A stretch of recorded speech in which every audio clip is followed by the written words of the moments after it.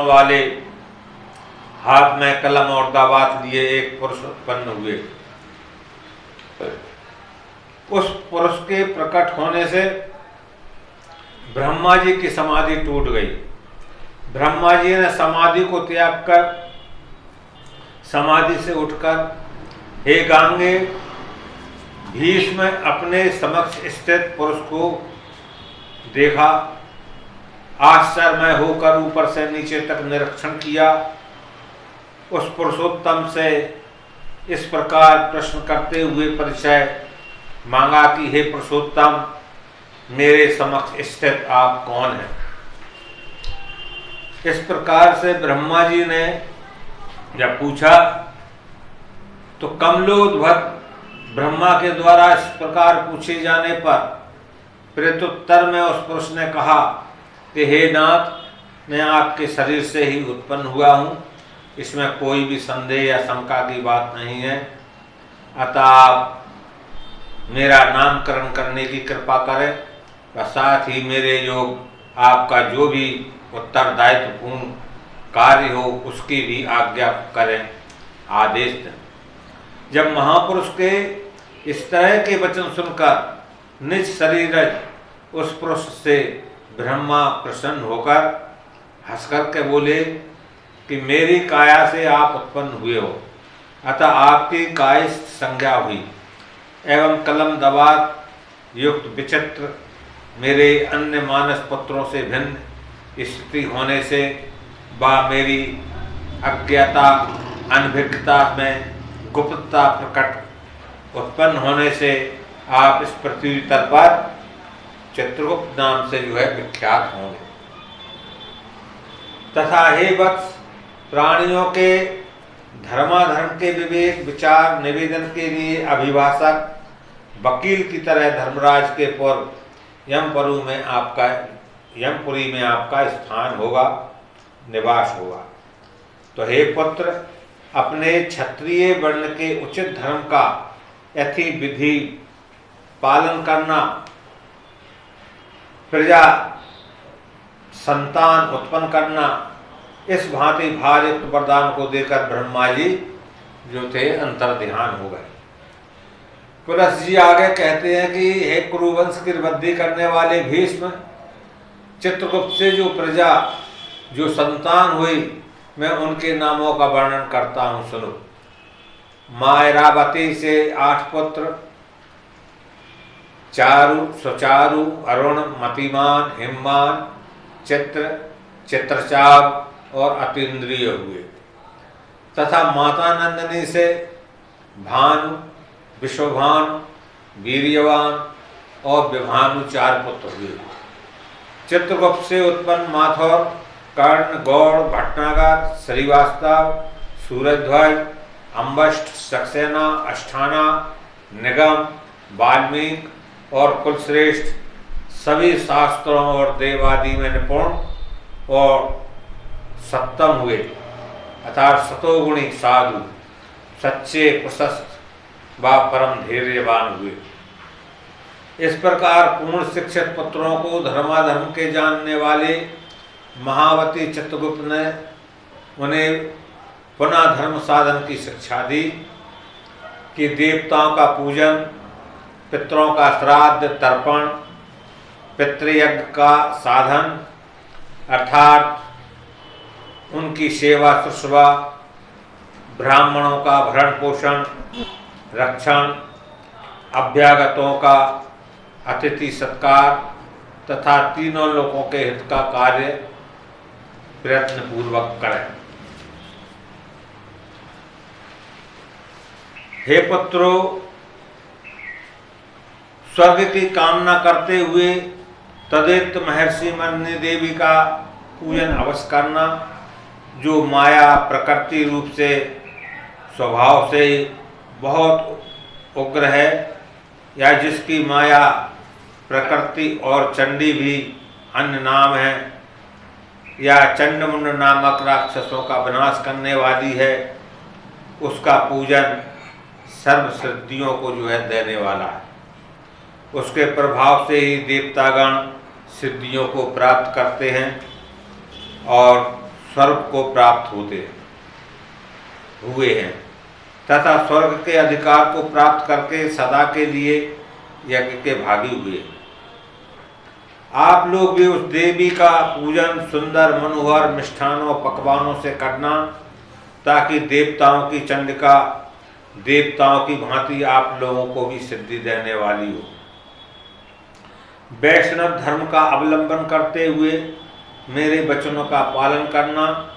इस प्रकार पुत्रों को आदेश देकर आप स्वयं स्वर्ग को चले गए और वह धर्मराज यमराज के अधिकार में सदा के लिए स्थित हुए।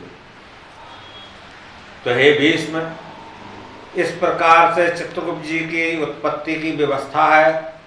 कायस्थ जाति जिस प्रकार अस्तित्व में आई सो में वर्णन मैंने आपसे किया। अब मैं चित्रगुप्त जी का विचित्र इतिहास या उनके मन को प्रसन्न करने वाला जो प्रभाव उत्पन्न हुआ उसका वर्णन करने जा रहा हूं। उस संवाद को सुनिए। पृथ्वी मंडल का मैं सौदास नाम का राजा था, जिसके अन्य नाम कल्पमासपाद, सैमित्र और पोष्य भी थे। श्राप के वशीभूत होकर वह सठ धृष्ट और भ्रष्ट बुद्धि हो गया। धर्माधर्म की समझ से परे होकर सदा पाप में रत रहा।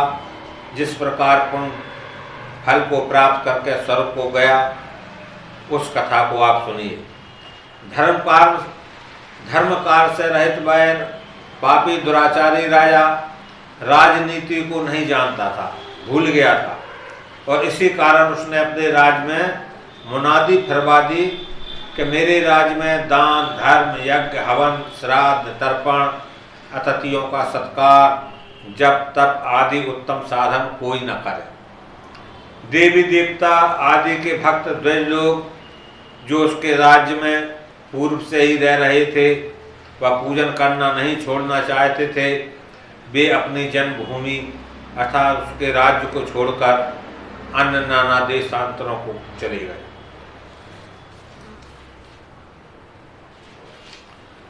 जो कोई अन्य या ब्राह्मण आदि उसके राज्य में रह गए थे, देश छोड़ करके अन्यत्र नहीं जा सके। उन्होंने यज्ञ हवन दान धर्म श्राद्ध तर्पण आदि सारे कार्य छोड़ दिए।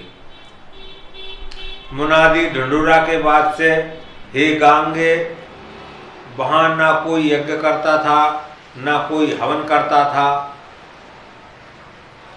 अतः हे भीष्म, पुण्य उसके राज्य में अपमानित निरादृत होकर के धर्म होने लगा। धर्म कर्म व पुण्य अंता उसके राज्य से बाहर चले गए तथा ब्राह्मण व अन्य वर्गों के लोग भी सभी धर्म का नाश करने लगे। किंतु अब आप उस राजा के कार्य विभाग को सुनिए। कार्तिक शुक्ल पक्ष के आनंदकारी द्वितीय तिथि को पवित्र होकर के कायस्थ लोग भक्ति भाव से भरे हुए धूप दीप आदि शुभ वस्तुओं के द्वारा चित्रगुप्त जी का पूजन कर रहे थे। देववश पृथ्वी पर घूमता हुआ राजा सौदास वहां पहुंच गया और पूछने लगा कि आप लोग यह सब पूजन किसका कर रहे हैं। तब वे लोग बोले कि हे राजन, हम यह पूजा श्री चित्रगुप्त महाराज की कर रहे हैं।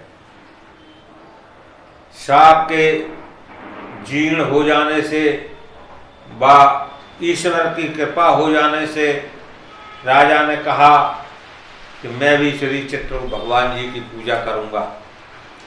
और तब विधिवत स्नान करके श्रद्धा युक्त मन से राजा ने भगवान चित्रगुप्त की पूजा की। भक्ति भाव से युक्त होकर चित्रगुप्त की पूजा करने से राजा सौदास तत्काल गत पाप रहित हो गया तथा चित्रगुप्त जी के प्रसाद से मरणोपरांत स्वर्गलोक को गया। चित्रगुप्त के प्रभाव वाला यह विचित्र आख्यान मैंने आपसे कहा। हे नृपश्रेष्ठ, अब आप अन्य और क्या सुनने की इच्छा है? यह सुनकर के भीष्म महामुनि पुलस्त्य जी से बोले कि हे विपेंद्र, सौदास राजा ने वहाँ किस विधि से पूजन किया? प्रभु, वह कौन सी विधि है, वह कौन सा मंत्र है जिसके प्रभाव से हे मुनि श्रेष्ठ सौदास राजा स्वर्ग का अधिकारी बना? वह सारी कथा कहिए। पुलस्त्य जी बोले कि हे चित्रगुप्त जी के पूजन की विधि से विधि में आपसे करता हूँ। गृहस्थ से पकाए हुए नैवेद्य पकवान तथा ऋतु फल, चंदन, पुष्प, माला, उत्तम धूप दीप, रोशनी, रेशमी कपड़ वस्त्रों से भरी, शंख मृदंग डिमडिम आदि नाना प्रकार के गाजे बाजे बजाकर भक्ति युक्त होकर श्रद्धा सहित नाना प्रकार से नैवेद्यों भोगों से चित्रगुप्त भगवान का पूजन जो है करना चाहिए।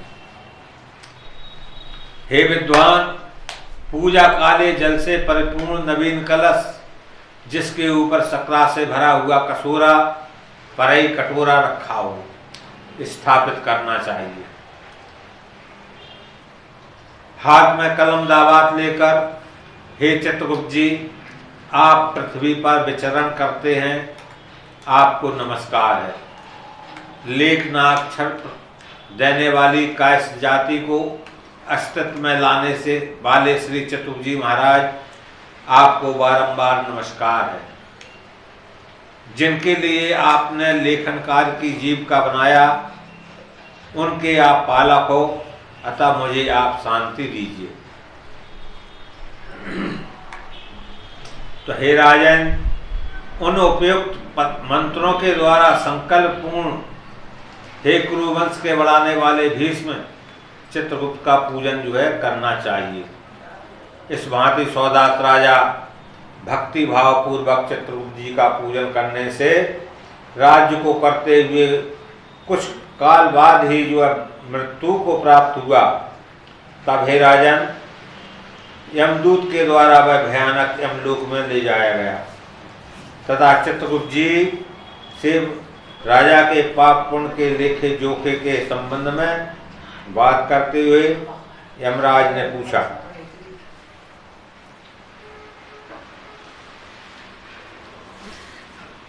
चलन दो।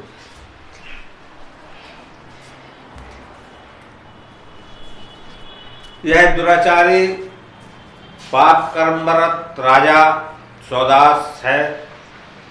यह दुराचारी पाप कर्म सौदास राजा है। इसने अपनी प्रजा से भी पाप कर्म करवाया, अतः इसे कृष्ण नरक में डाला जाए। धर्माधर्म के जानने वाले विशारद महामुनि चित्रगुप्त से धर्मराज ने इस प्रकार पूछा। तब महामती चित्रगुप्त ने धर्मराज से जो है कहा, राजा के कर्म विपाक से परिचित को जानते हुए भी चित्रगुप्त जी हंसकर कहने लगे कि हे सौर्य, सूर्य पुत्र यद्यपि यह राजा पृथ्वी पर पाप करने वाला प्रसिद्ध है, किंतु आपके प्रसाद से पृथ्वी पर पूज्य है। हे स्वामिन, आपने ही ऐसा वरदान दिया था कि पृथ्वी तल पर जो भी श्रद्धावान अर्थात मेरे पूजक होंगे, हे ब्रह्मा तनय, वे स्वप्न में भी नरक के भागी नहीं होंगे। तो हे भगवान, हे देव, आप भी भली बात ही जानते हैं और मेरी भी यही मति राय है कि यह राजा पापी है, किंतु इसने भक्ति भाव पूर्वक मेरी पूजा की है, अतः मैं इससे संतुष्ट हूँ, इस पर प्रसन्न हूँ। इसलिए यह विष्णु पर वैकुंठ लोक को जो है प्राप्त हो। चित्रगुप्त जी का ऐसा वचन सुनकर के यमराज ने राजा सौदास को वैकुंठ जाने की आज्ञा दे दी और वह राजा जो है वैकुंठ धाम को जो है चला गया। पुलस्त्य जी बोले, कार्तिक शुक्ल पक्ष की द्वितीया तिथि को हे भारत, यमराज ने अपनी बहन यमुना के घर भोजन किया था, जिससे संसार में इस तिथि का नाम यमद्वितीया पड़ा या पड़ गया। बहन ने भाई यम को धन, यश और आयु बढ़ाने वाला वरदान दिया। इस दिन इस तिथि में बहन के हाथ का भोजन करना चाहिए, जिससे धन, यश और आयु की वृद्धि निश्चय रूप से होती है। काश लोग इस पर्व पर बहन के घर पर ही चित्रगुप्त महाराज का पूजन करें तथा स्वशक्ति के अनुसार बहन को यथा विधान दक्षिणा देवें। इस कार्य के लिए चैत्र कृष्ण द्वितीया भी उतनी ही महत्वपूर्ण है। पूजन सामग्री में रंग बिरंगे लाल फूल, काले धतूरे के पुष्प, लाल चंदन, खासकर समी पत्रों का उपयोग करें तथा गुड़ मिश्रित मोदक लड्डुओं का भोग लगाएं। भोग या अभोग किए गए या ना किए गए, गलत किए गए में आप शांति और प्रलय देने वाले हो। लेखकों को सदा